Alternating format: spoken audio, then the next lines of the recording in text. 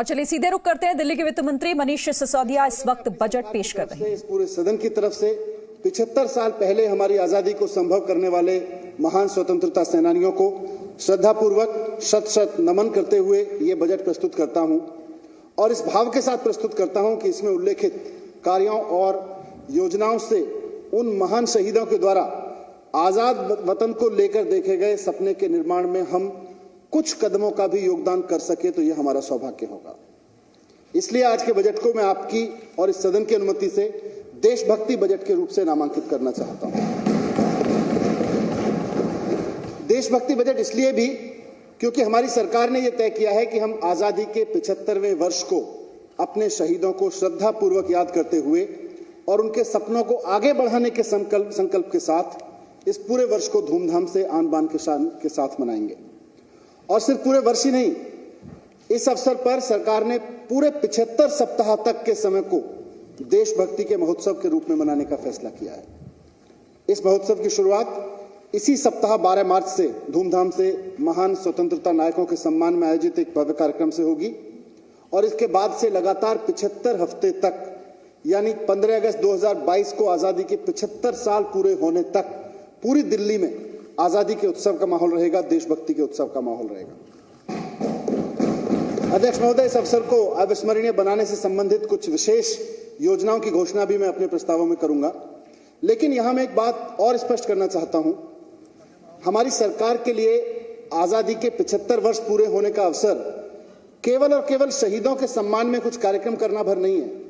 हमारे लिए ये एक जिम्मेदारी है, पुनर्वलोकन की जिम्मेदारी है कि देश की राजधानी दिल्ली पिछले 75 साल में कहां से कहां पहुंची है और इसके बाद के अगले महत्वपूर्ण पड़ाव यानी कि 100 साल का जब आजाद हिंदुस्तान जब 100 साल का हो रहा होगा 2047 में, उस वक्त हम दिल्ली को कहां देखना चाहते हैं, 100 साल के दिल्ली को हम कहां देखना चाहते हैं। आज के इस देशभक्ति बजट को मैं इंडिया एट 75 के सेलिब्रेशन के साथ साथ इंडिया एट 100 की आधारशिला के रूप में भी रखना चाहता हूं। मुख्यमंत्री अरविंद केजरीवाल जी के नेतृत्व में दिल्ली में पिछले 6 साल में जो काम हुआ है और जिसे आगे बढ़ाने के लिए आज मैं केजरीवाल मॉडल ऑफ गवर्नेंस का 7वां बजट प्रस्तुत कर रहा हूं। इस केजरीवाल मॉडल ऑफ गवर्नेंस में मात्र अगले वित्त वर्ष या कुछ अगले वर्षों के लिए नहीं, बल्कि अगले पूरे 25 साल का एक विजन है। इसके तहत एक स्वतंत्र, स्वस्थ, शिक्षित और समर्थ राष्ट्र अपनी आजादी के 100वें वर्ष में सारी दुनिया के सामने ज्ञान और प्रगति के एक प्रेरक शक्ति के रूप में खड़ा होगा और इसका केंद्र बिंदु होगी हमारी दिल्ली, देश की राजधानी। जिस तरह 1947 के आजाद भारत की रचना में दिल्ली स्वतंत्रता आंदोलन की गतिविधियों की धुरी बनी हुई थी, उसी तरह मुझे पूरा विश्वास है कि 2047 के शिक्षित और समर्थ राष्ट्र की धुरी भी हमारी दिल्ली बनी होगी। उस वक्त की चुनौतियां थी अंग्रेजी दमनकारी नीति और सत्ता में बने रहने के लिए व्यापारियों का, मजदूरों का, किसानों का शोषण। आज अंग्रेज नहीं है, लेकिन राजनीतिक और आर्थिक सत्ता में बने रहने के लिए व्यापारियों, मजदूरों और किसानों का शोषण आज भी जारी है, किसी न किसी रूप में आज भी जारी है। अब मैं आपके समक्ष दिल्ली के आर्थिक परिदृश्य पर कुछ बिंदु रखना चाहता हूं। अध्यक्ष महोदय, पिछले 6 वर्षों से मेरे बजट वक्तव्य में परंपरा रही है कि मैं सदन के समक्ष दिल्ली के आर्थिक परिदृश्य के कुछ आंकड़े प्रस्तुत करता हूं। सामान्यतः ये जो आंकड़े होते हैं ये हर साल और अगले साल के संबंधित आंकड़े होते हैं, वित्त वर्ष से संबंधित आंकड़े होते हैं, कुछ अनुमान होते हैं। मैं आज आजादी की 75वीं सालगिरह की दहलीज पर खड़े होकर आज आपकी अनुमति से मेरे वक्तव्य के इस वाले भाग में जहां हम आर्थिक परिदृश्य प्रस्तुत करते हैं, दिल्ली के पिछले 75 साल के आर्थिक परिदृश्य पर एक संक्षिप्त सी रोशनी डालना चाहता हूं।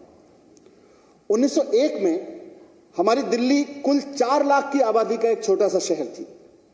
1911 में जब अंग्रेजों ने इसको राजधानी बनाया तो यहां आबादी थोड़ी थोड़ी बढ़नी शुरू हुई, लेकिन इसमें सबसे ज्यादा बढ़ोतरी देखी गई 1941 से 1951 के बीच में, और खासतौर से 1947 के बाद माइग्रेशन के दौरान, जब पाकिस्तान से लाखों परिवारों ने दिल्ली को आके अपना घर बनाया। 1947 में जिस वक्त देश को आजादी मिली थी उस वक्त की आबादी थी 6,96,000। 1951 की जनगणना जब हुई तो यह 17,44,000 हो गई। पिछले 75 साल में हम दिल्ली वासियों की संख्या करीब 2 करोड़ को पार कर चुकी है। इस ग्रोथ को देखते हुए ये आंकड़े इसलिए रखे क्योंकि ये एक जर्नी को समझने के लिए और उसके आगे के विजन के लिए बहुत जरूरी है। ये जो ग्रोथ है इसको देखते हुए 2047 तक दिल्ली की आबादी करीब 3 करोड़ 28 लाख तक पहुंचने का अनुमान है। और आज इस बजट में 2047 में इतनी बड़ी आबादी के लिए जो इंफ्रास्ट्रक्चर चाहिए होगा, जो सम्मान से जीने के लिए सुविधाएं चाहिए होंगी, उसकी नींव हम आज इस बजट में यहां पर रखने वाले हैं। अध्यक्ष महोदय, 1947 के बाद से दिल्ली की एसजीडीपी के आंकड़े अलग से उपलब्ध नहीं हैं और उस वक्त की केंद्र सरकार के लिए शायद ये संभव भी नहीं रहा होगा कि वो दिल्ली के लोगों के विकास के लिए अलग से एसजीडीपी के आंकड़े इकट्ठा करें, क्योंकि उनके पास पूरे देश के लिए काम करने का समय होता है। लेकिन वर्तमान सरकार जब से बनी है, जो वर्तमान व्यवस्था के तहत 1993-94 से दिल्ली की एसजीडीपी उसके आंकड़े हैं। 1993-94 में दिल्ली की एसजीडीपी 20,992 करोड़ रुपए थी, लगभग 21,000 करोड़ रुपए थी, जो बहुत उल्लेखनीय वृद्धि के साथ वर्तमान में 7,98,310 करोड़ रुपए पहुंच चुकी है। इसी तरह 1993-94 से दिल्ली की पर कैपिटा इनकम 18,976 रुपए थी, 18,967 रुपए थी स्थिर मूल्यों पर, जो 19-20 में 2,74,671 पहुंच चुकी है। तो दिल्ली सरकार अपना 7वां बजट पेश कर रही है। एक छोटा सा ब्रेक ले रहे हैं, लौटेंगे फौरन।